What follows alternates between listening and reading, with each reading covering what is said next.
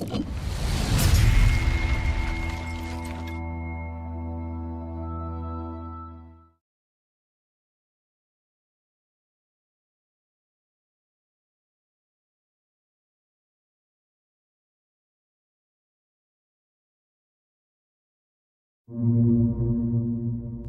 to the Health Revolution, the show that leads you to a life of vibrant well-being. In a world full of noisy health trends, we bring you clarity through a sea of fads. We reveal the science behind the strategies that truly work. We explore physical strength, emotional resilience, and mental mastery, the keys to an enriched life. See inspiring interviews with the champions who've conquered life's challenges. Are you ready to unlock your potential to live with vitality and purpose? Then join the Health Revolution. I'm your host, Adriana Morrison, health and fitness expert, speaker, and a mom who understands. Let's embark on this transformative quest together. If you want to change the game, it all starts now. Everybody, you are watching the Health Revolution, and I'm your host, Adriana Morrison. No matter which way you're tuning into us, please do not forget to hit the subscribe button. We want to stay connected to you. Also, at the bottom of your page, the bottom of your screen, there's a little tab, feels like a page. It's your show episode notes. Make sure that you're mindful of that because there's some important information about today's episode. And today we're diving into from how to get from overwhelmed to empowered. And what does it mean to thrive with ADHD, attention deficit hyperactivity disorder? So there's a recent study that said that roughly 4.4% of the US population it has been diagnosed with ADHD. And so it is still something that we can thrive if that is something that's affecting you or your family, if that's part of your journey. Today's guest is someone who we get to dive deeper into that. We're going to have so much that we're going to talk about that's extremely relevant to this topic. First, take a look at this. Meet Olivia Rose, an award-winning teacher and certified integral coach with over 20 years of experience helping individuals unlock their potential. Based in the Denver metro area, Olivia specializes in guiding overwhelmed people to calm the chaos, find clarity, and live with confidence. Her mission is inspired by her own journey, including discovering her ADHD in adulthood and turning challenges into strengths. Clients describe her coaching as life-changing, empowering them to break through barriers and achieve their goals. Today, we'll explore how Olivia's transformative approach helps people embrace their authenticity and create meaningful, lasting growth. Olivia Rose, welcome to the show. Hi, Adriana. Thanks for having me.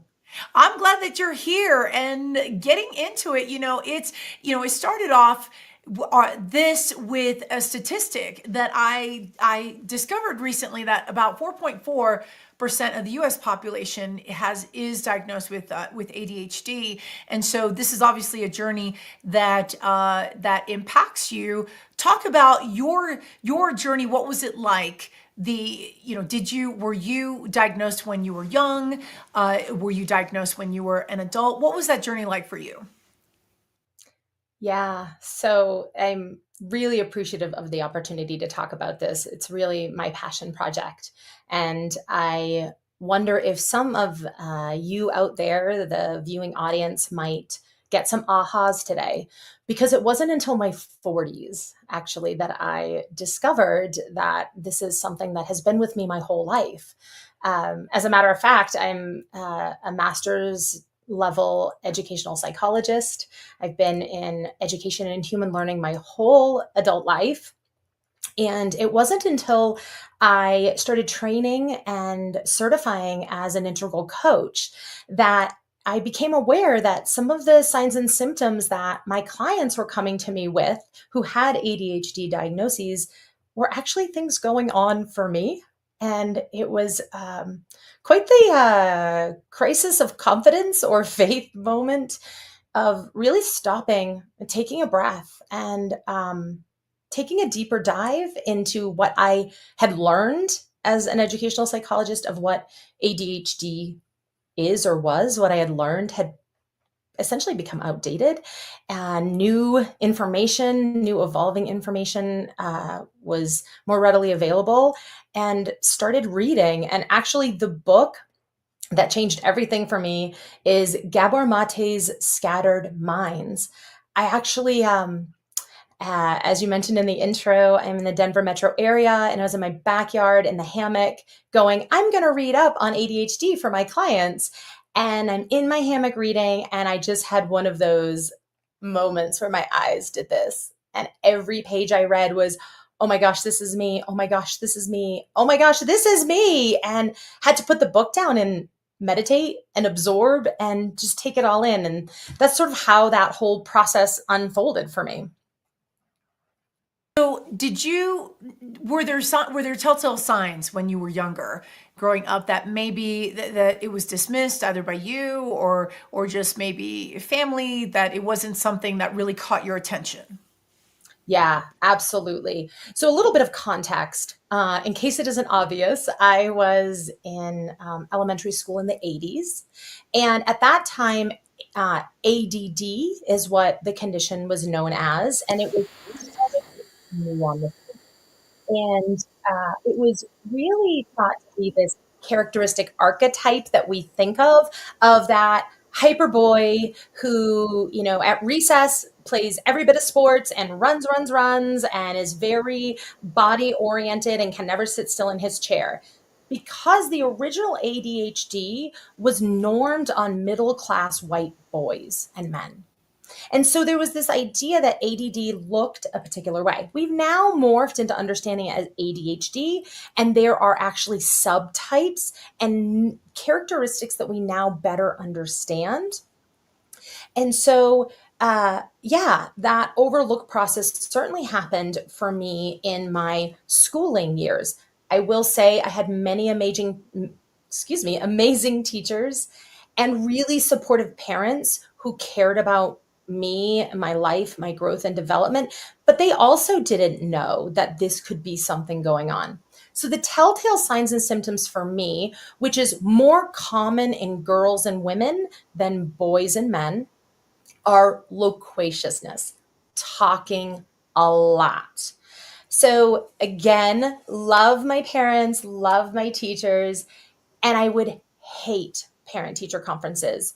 I was a relatively good student, which is also really common for women and girls, and we can talk a little bit about why that is in a moment. But I was a pretty good student, solid B, low A kind of student all the time. But every parent teacher conference, I would just sit at home, just so nervous about when my parents came home. Because I would hear every time, your teachers love you, you're a good student, you could be a little more focused, you could be a little better, but they want you to stop talking. They want you to be able to sit still, be quiet, and stop talking. You're always talking to your neighbor, or you're always talking to someone else, or you're always raising your hand to talk to the teacher. That talkativity is a form of hyperactivity. Our bodies are kind of buzzing, and we have to get stuff out. And for many people like me that manifest this way, it almost feels like you're going to burst if you can't get the things you need to say out.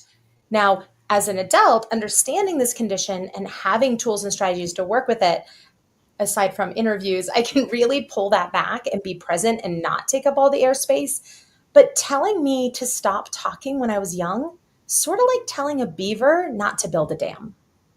Like, And I'm curious, and you have teacher experience, and so what would you see in the classrooms? Like, what patterns did you start to pick up quickly? And what was your gut telling you as you, and even if this wasn't before delving into ADHD and understanding it more, what were some things that you were picking up in students playing the teacher role? yeah. So as a teacher, I always made highly interactive environments. It's a not as well believed or understood. We all know it sort of internally, but we don't always practice it in education, that human bodies are meant to move. They're meant to move more than they're still. And you know that probably more than anyone. Human bodies are designed to move all of the time. They are not actually designed for stillness. So when we expect children to sit calmly, quietly, poised in a perfect seat or crisscross applesauce on the floor, we're actually asking them to do things that their bodies aren't really prepped to do and aren't really designed to do. So I knew this instinctually from my gut and from my heart. And so my environments were often highly interactive.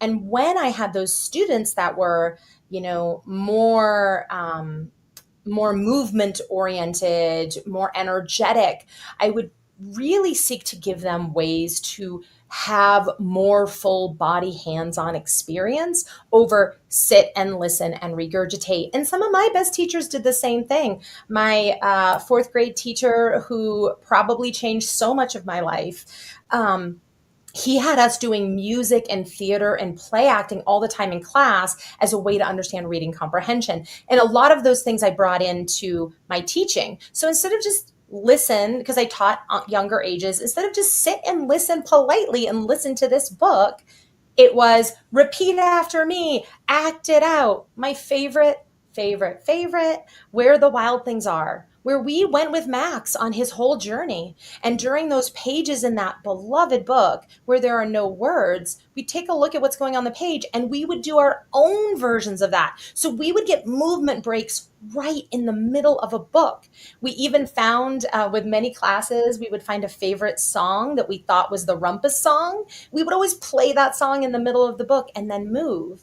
And the cool thing about that book is Max then sails through night and day and in and out a year back to his very own bedroom. And we could bring the energy back down once we had burned it off and start to settle and sit and reflect, but only for a few minutes before we then could move into something else. So that's an example of how I would use it in the classroom to attend to all learning styles and all brain mapping styles. So then taking it back to you going through college and you going through your studies, were there challenges back then that reflecting now during that chapter in your life that you could see that that was an issue, or was college something that because of your studies, certain things naturally came to you and it wasn't a struggle? Oh, I definitely had some big time struggles. And after the fact, it all makes perfect sense, but it didn't really make sense to me until quite recently. Um, I had an amazing first semester of college. I did extraordinarily well. I didn't expect it. And the second semester, I tanked. I totally bombed, like close to failing out of school. And I had stacked my second semester with big lecture classes and things that are really challenging for me, like calculus and biology. And I went to a large university and we had really large lecture classes. And the problem was I couldn't stay focused. I couldn't tune in because I didn't have a human connection. I was expected to sit in a chair in a large room full of people and be able to just focus on what an instructor was saying and take notes and pay attention. But I need interactivity. And that's a really common sign and signal of people who have ADHD or VAST, which is essentially the environmentally induced version of ADHD, where we need a large amount of give and take. So my first semester was all small classes, and they were humanities classes where you were reading and thinking and talking and thinking again and talking and writing and interacting. And those classes where it was, we're going to or impart a ton of information into your head and you're supposed to memorize it and give it back to us, that's where I really couldn't keep the attention. I couldn't focus. And then I found myself, sorry, mom and dad, I found myself not going to those classes because I didn't have any connection. I didn't have any way to understand the material in a hands-on way, which I now understand is very different from many people. My partner is a PhD in biology and is much more of an introvert. And he is happy to sit in a lecture class and really learn, and he can think about the concepts and really grasp them and understand them. And I'm in awe of that person because without interactivity, I'm gone. It's not really meaningful to me. So I didn't really know why I failed so badly that semester. And luckily, the hyper focus part of ADHD served me well. I buckled down and I really hyper focused for the next 3 years of college. And I did graduate on time and did really turned it around. But I really didn't understand what was going on for me until my ADHD diagnosis and starting to look at how it manifests for me. And now I can change everything about my learning environments, how I study, how I work with clients, how I understand myself. And that makes a world of difference. Fortunately for me in my PhD program, it was my master's program, it was one where it was highly interactive and it was in a small cohort. So we really had those bonds and those connections and those relationships where I could really dive in and learn and stay tethered to the information. I think back to, I went to a large university too, and let me tell you, some of those classes, I mean, it was hard. It was like, I remember, being in a room, some classes, I know for you, I can bet you would say, you would agree. Some of my classes were like 300 plus students. And then so the professor is going on and on and on. And it's just like, it's almost like it's mundane. So then that begs the question, for certain environments, maybe we're overlooking the integral part of engaging to where things stick. I know that I can't be the only one who did struggle, and I remember a few courses that it was, I think calculus was one of them, and so like freshman year, but in any case, but I think that perhaps there's just the lack of space for the creativity that you're saying, that is a portion of the entire picture, would you say? Yeah, I do think there is a huge piece there about the integration and things that I have learned here in my older adulthood around how, even with things that you don't connect or click with, how you can integrate and find those ways of focus and learning. And the mind, body, heart connection is far more important than we in westernized cultures learn growing up and think. We are told that the brain is smart, that the mind is smart, that everything you can do in this world that is good for you comes from here. Even if you're using your body, it's kind of the vehicle to move your brain around. We work out to be the vehicle to move our brain around. And as women, because we are much more emotionally attuned and relationally attuned, we pick up much more on the signs and signals of the relational world around us. We often will move from a place of gut or heart instinct, and we live in that. That's how we hear generally the world and understand the world. But we get told through westernized culture of take it to the brain, get rational, get logical. What are all of that stuff. And what I've really learned is that the heart and the body are just as wise as the brain. And when you can lubricate those channels of communication and when you can balance them out, the brain is so much more powerful with the wisdom of the body and the heart, which I had to learn the hard way. When my mind wasn't working so great for me after so many years of trying to force it into this way that it's supposed to operate. And it wasn't until I had some real mental health challenges of my own that I really had to stop and reassess the way I was living life. And I agree, it's this holistic, this more integrated way of being and understanding how we can bring in more of these parts of ourselves that really help us not just live more fully, but think more clearly and be stronger in everything we're trying to do personally, professionally, and otherwise. We've got a lot more that we're going to cover. We're going to dive deeper into all of this. First, we're going to take a commercial break. Stay right there.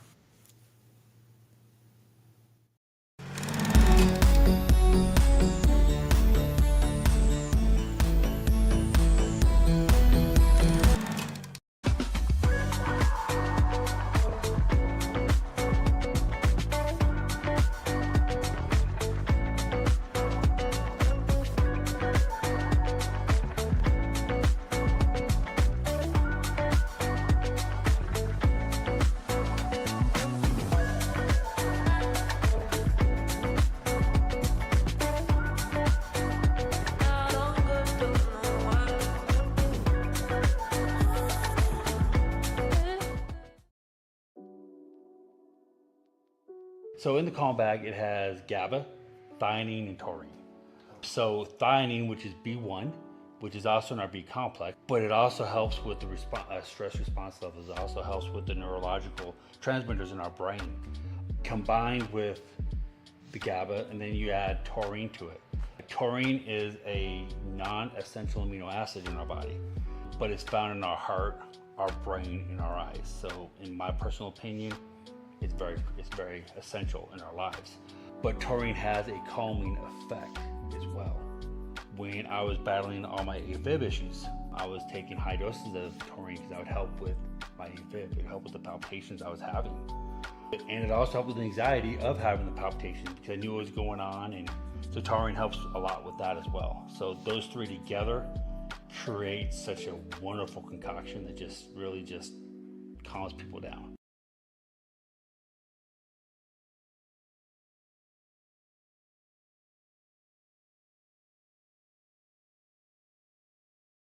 Introducing Launchpad, the perfect partner to help you launch your dream project to the world.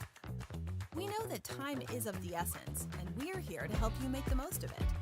With Launchpad, you'll get access to the most advanced digital tools and strategies to take your idea from a mere concept to a fully fledged success. Whether you're an aspiring entrepreneur or a seasoned pro, we have everything you need to make your mark in the world. Launchpad, your ultimate launch partner.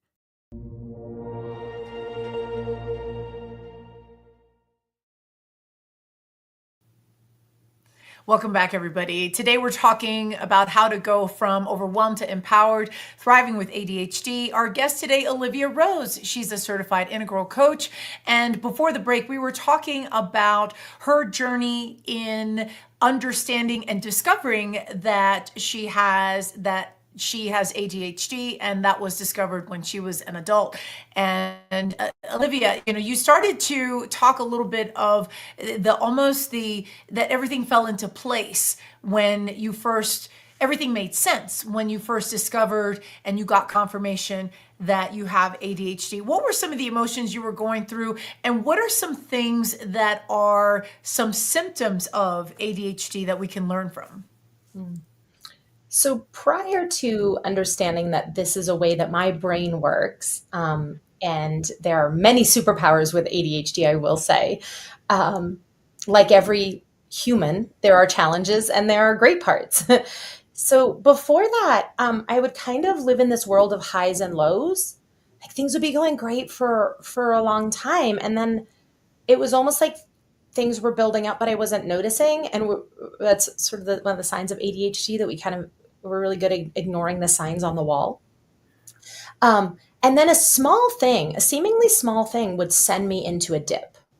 It might not be depression, although sometimes it was, but it would send me into self-doubt and shame spiral. Why can't I just get my calendar right?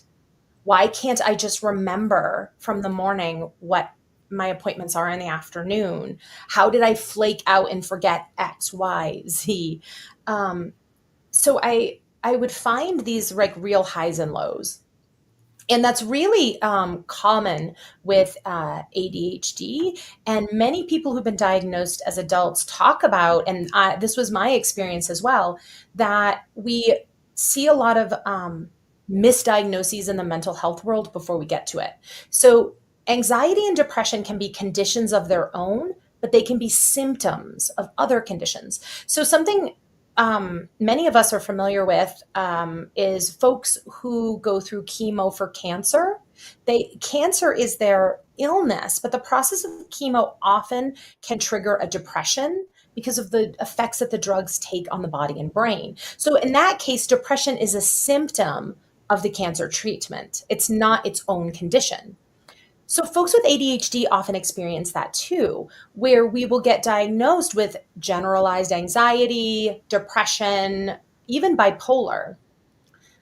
But really it's a symptom of the undealt with ADHD, because we kind of work in these highs and lows.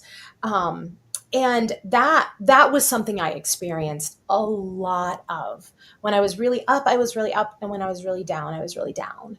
And seemingly no rhyme or reason. There would be sort of these little triggers in life. Another thing regarding ADHD is that people can be living with it and not have any recognition or understanding. And a major life event can escalate it and cause it to really come to the surface. So for many people, a significant event, it can be something joyous, like a birth, a new home, a new job opportunity. And it can be the things we typically think of, like a passing of a loved one, or a loss of a job.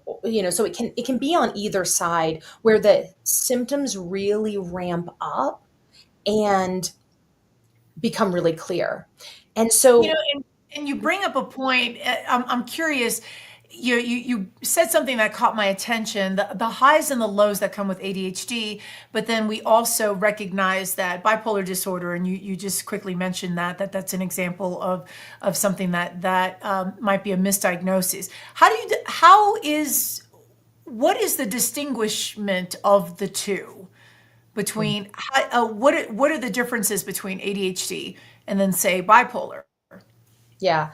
So I will first caveat this with saying that I am not a psychologist who performs therapy, nor do I clinically diagnose anyone. However, being the audience out here, being empowered to know this, to ask for different diagnostic tools to determine which it is. So I had a therapist in my early 30s say to me, I think you have bipolar, and do a very base level assessment. And it didn't fit. I was like, this does not fit. Again, I know there's something going on that side, but by getting the full diagnostic tools, on both ends, you can, or in many different conditions, you can find out more. So stopping with the first answer, if it doesn't fit, don't just accept it because a medical doctor or a psychologist states it. Get more testing, get more information. So for me, the ADHD made a lot more sense because of those rolling hills and valleys, and because they tend to be connected with triggers. Bipolar will happen as a chemical imbalance in the brain, not necessarily because there's a trigger. ADHD tends to have more triggers where there's something that you notice you're moving up or moving down. And I thought of it that way. But I do like the fact that how you explained so eloquently that, that there are moments in which if there is an onset of depression, that sometimes it seems to be like as a result of a situation, versus that they automatically go hand in hand, that it seems like there's some multifaceted characteristics to the ADHD. Are there certain distinguishing factors between boys and girls, men and women? Do they vary because of age? Yeah, absolutely. So there are some key things that I would really love to talk about related to women and girls. I think generally we understand ADHD in boys and men better. And I will say that I know many men that show up differently than one would expect ADHD.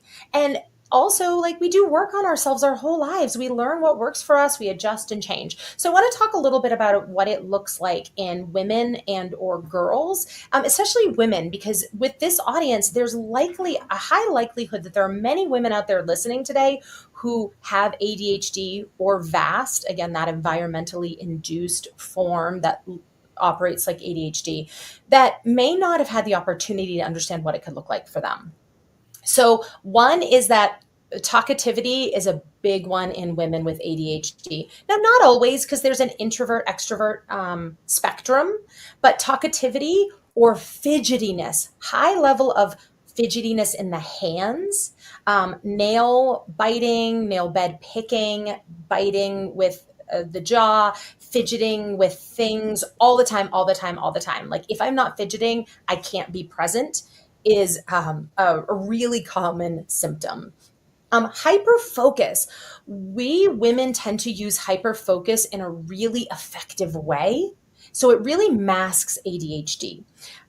So we tend to be high performers. So we learn the rules of the game and we hyper focus on the rules of the game, whatever your industry is. So you move through senior leadership in the corporate world because you learn the rules of the game and you hyper focused on the things that are going to move you along. Telltale sign and symptom.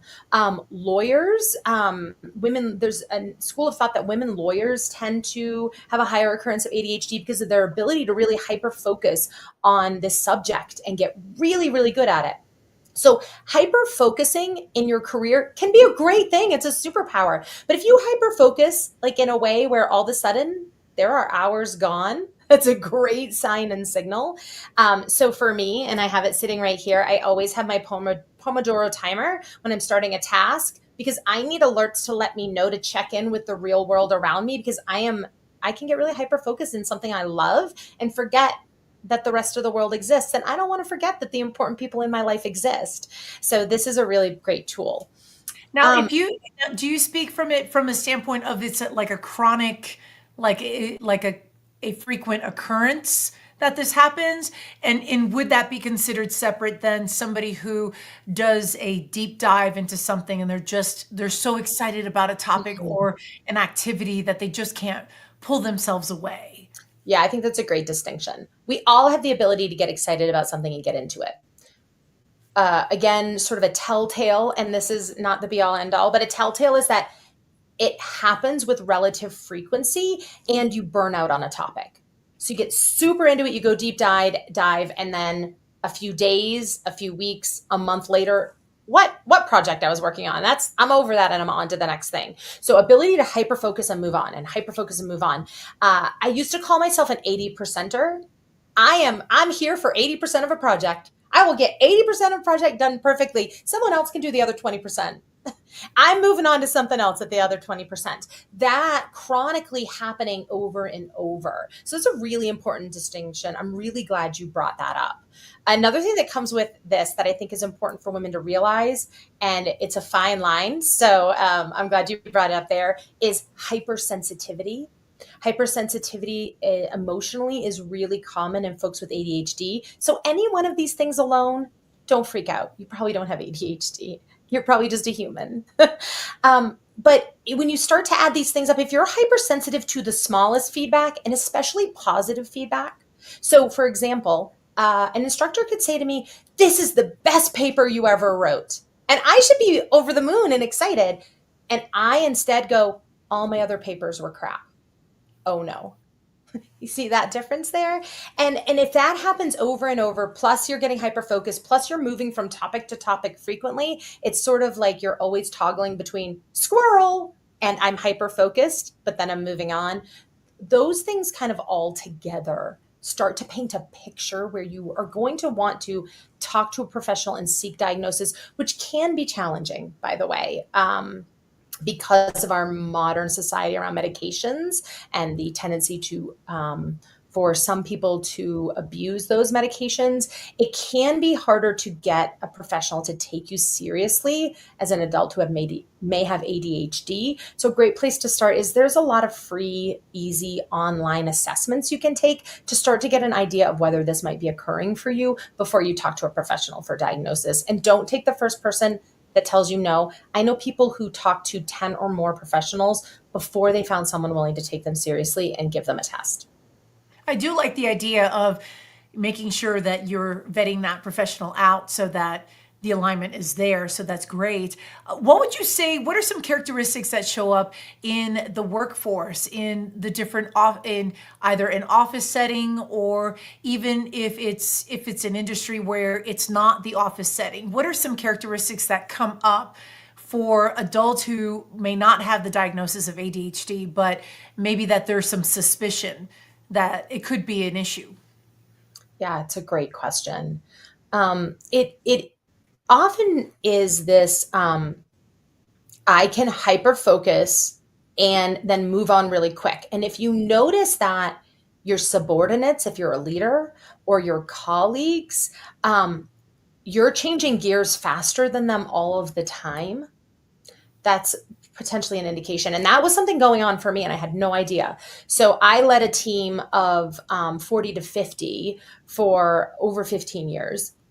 And I'm like, let's go super fast. Let's go. I'm ready, and get into it and hyper focus and all over it. And then before anybody could even catch up, I was moving on to the next thing. And people were constantly trying to keep up with me. Even my colleagues at my senior level were like, oh my gosh, you just got on this and you're changing real quick. We do have a tendency to move up the career ladder pretty fast because we can be high performers when we're on our game. If you find that you're like really able to, as a professional, move really quick, but then you have these real down and dry periods where you feel like you can't focus on anything for any length of time, that might also be a sign and signal. Again, we tend to ebb and flow and move up and down more so than steady. So for me, it would definitely happen that way. I would have like sprints and recovery and sprints and recovery. Now, I worked in education, so I could sprint for 9 months. And then while my staff were on their summer break, I could recover. So I found a way to really make it work for me, but there were times where it didn't. And as I mentioned before, as depression and anxiety started to creep up, those cycles my whole life were starting to take a toll on me, and I really had to think about something different. And so when someone suspects that they maybe might have ADHD, or maybe somebody has a loved one, what tends to be the pattern to approach things? What have you noticed the pattern in society? And then what is best practice to address it and start the conversation so that it is as open and supportive as possible? Yeah, it's a great question. So there's a ton of literature out there right now, everything from very serious, like Gabor Mate's book, or ADHD 2.0 is another one I really recommend giving it a read, seeing how it fits. And there's some more lighthearted ones. There are folks who have lived out loud on YouTube and Instagram and TikTok about their ADHD and turn that into books like Dirty Laundry that put kind of a fun spin on it. So for yourself, internet's full of great information. I also believe in the credibility of published books. So you can do a little bit of both. When approaching a loved one, the hypersensitivity is always something to think about. So like with most things, slow, gentle with love, dropping a bombshell of, hey babe, I think you have ADHD might not go so good. But something like, oh my gosh, I read this crazy book, Dirty Laundry. It was a hoot. Want to check it out? It's a great idea. My own journey, when I started broaching this with my partner as a scientist, he was, a little bit, I wouldn't say skeptical of me, but like, let's get the facts, kind of skeptical. And I asked him to read a chapter of a book, and he put it down and he was like, that is you. Like, they wrote about you.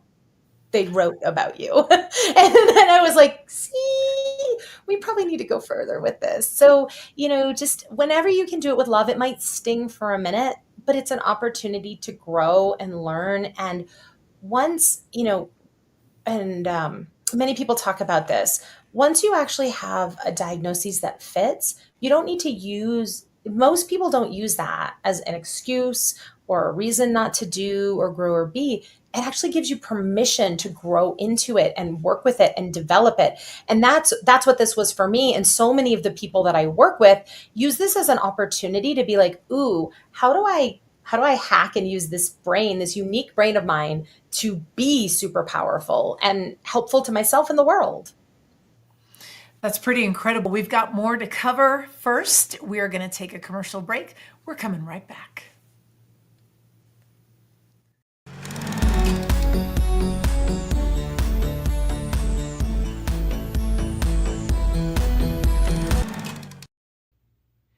Thank you so much for watching The Health Revolution. Our show is growing, and it's all thanks to viewers like you. No matter how you found us, please hit the subscribe button so we can stay connected and continue to deliver amazing content to you.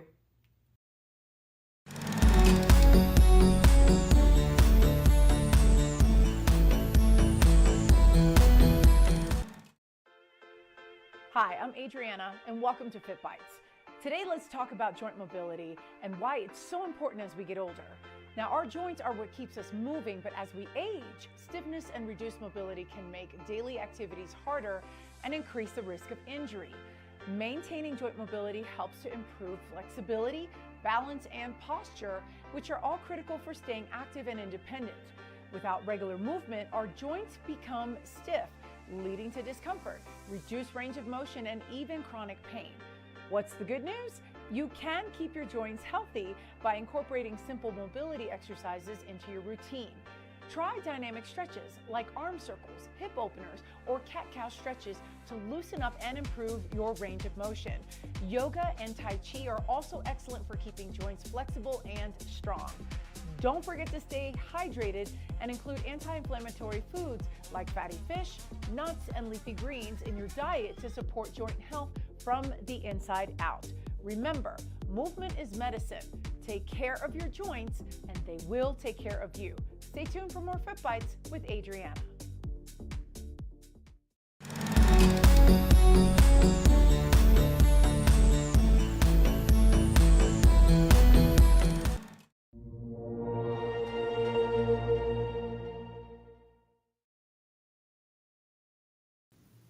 Our guest today, Olivia Rose, she's a certified integral coach. We are talking about all things from going overwhelmed to feeling empowered, how to thrive with ADHD. And before the break, Olivia, you were talking about some of the distinctions between with ADHD that comes up. You started bringing up a conversation with your partner, which I wanted to ask you really quickly. How does ADHD impact a relationship where one has it or maybe has been diagnosed? Maybe they haven't been diagnosed. What are some impacts that would be good to be on the lookout for so that that relationship could come up with supportive tactics and tools to nurture that relationship? Oh my gosh, I love this question so much. So I have, since understanding my own way my brain works, it has allowed me to release many of the things that I thought I had to do as a productive human and invite help on the things that I'm not good at. So I will literally say, I need you to put this in the calendar and invite me because I'm terrible at calendaring. It is, there are many people I talk to that experience the same with ADHD. We are just not great at calendaring. I mean, I will put it on the wrong date and time almost every time. I missed a major annual holiday event with friends that I cherish because I just stuck it on the wrong date and time.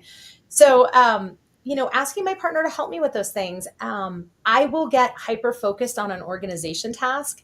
I actually love them, but I like the newness of doing them. I don't like the maintenance. And so he helps me with the maintenance when, because he's a college instructor, when he's home on winter break, just this past winter break, it was, hey, I'm going to start reorganizing the pantry or tidying it up from our organization system.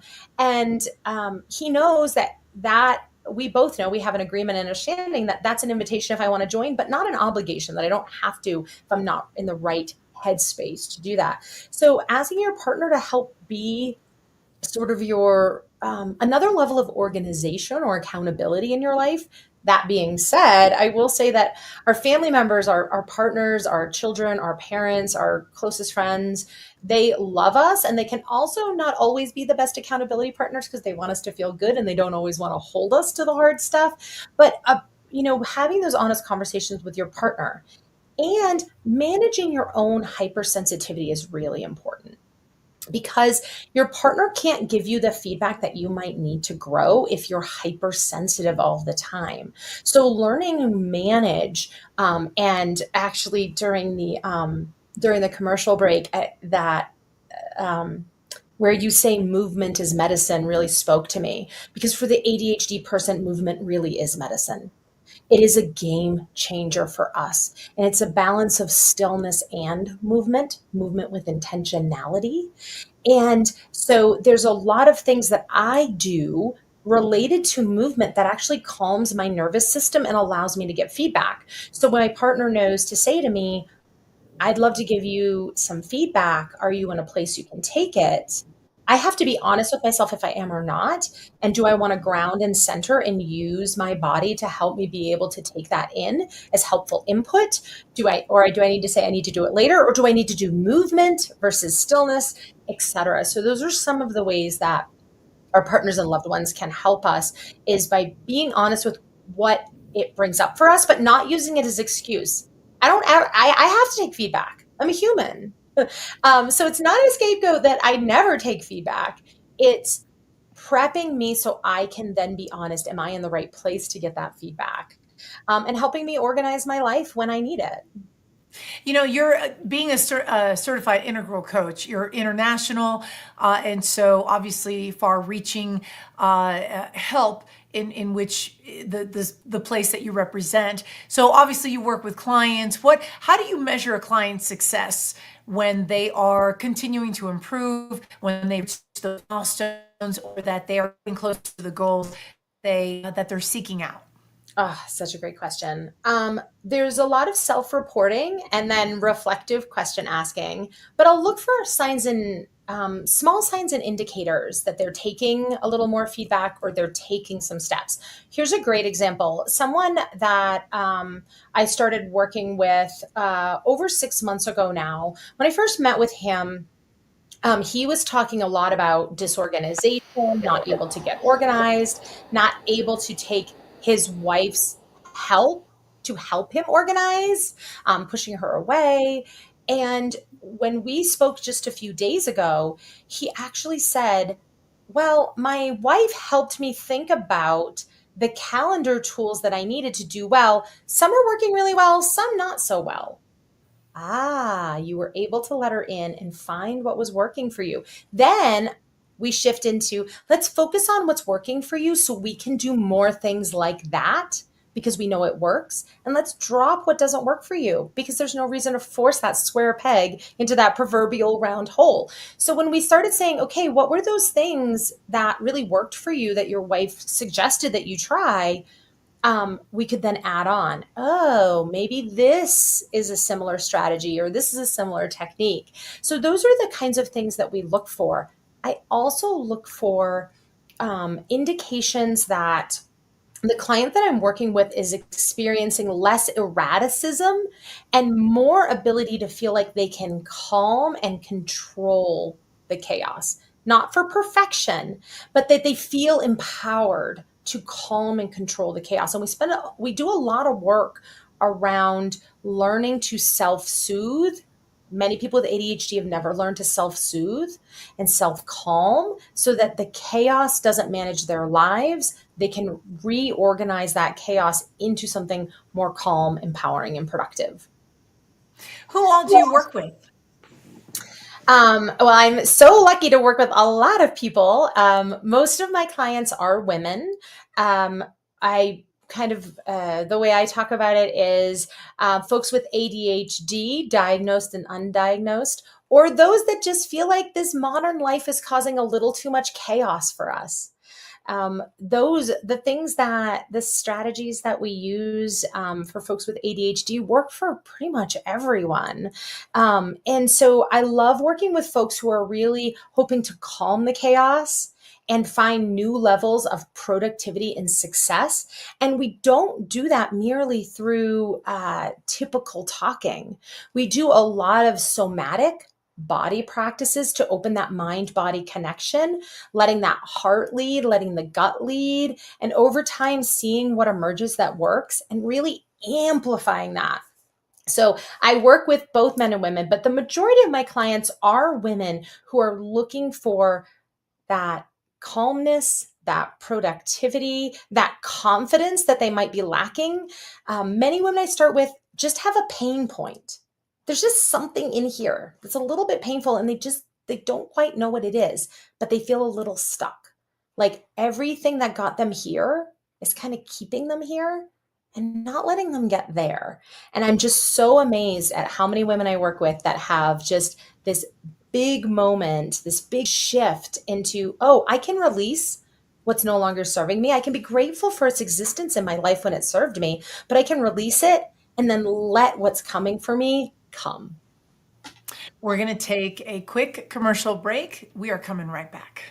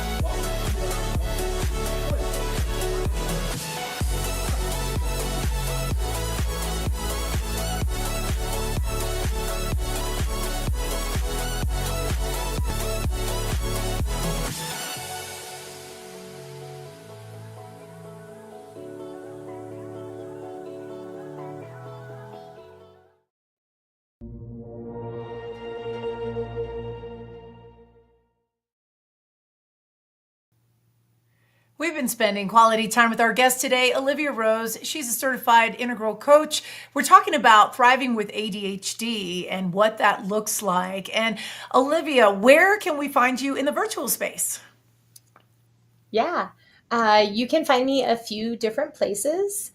You can find me at my website, rebelxcoach.com, RBLX coach.com, rebel without the E's. Get to get a little funky over here.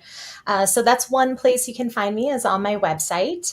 You can find me on Instagram at Olivia Rose Coach. I have a lot of great reels on there that I've been getting great feedback from people that really helps them in any way, any point in their lives. So that's a great place to go. I am also on Facebook. And so you can find me there, olivia.w.coyne, Coyne. You can find me there on Facebook as well. And I actually have a free group for folks with ADHD. So you can message me to get added to that group called the ADHD Women's Productivity Collective, where it's a free place where we share tips and tricks and learn more about how to navigate our lives. Where else are you going to be in 2025? Are you continuing to lend your voice in this space to share the message? What's on for 2025 this year? Yeah, you can find me coming up on some podcasts that will be out in anywhere you find podcasts. And at the end of 2024, the very end, I just released. I was featured on a few podcasts. One is Digital Trailblazers, and the other is Mind Force with Nate Shear. You can also find me launching my group coaching program, which is brand new. So hit me up on one of the social media platforms, book a time with me on my website.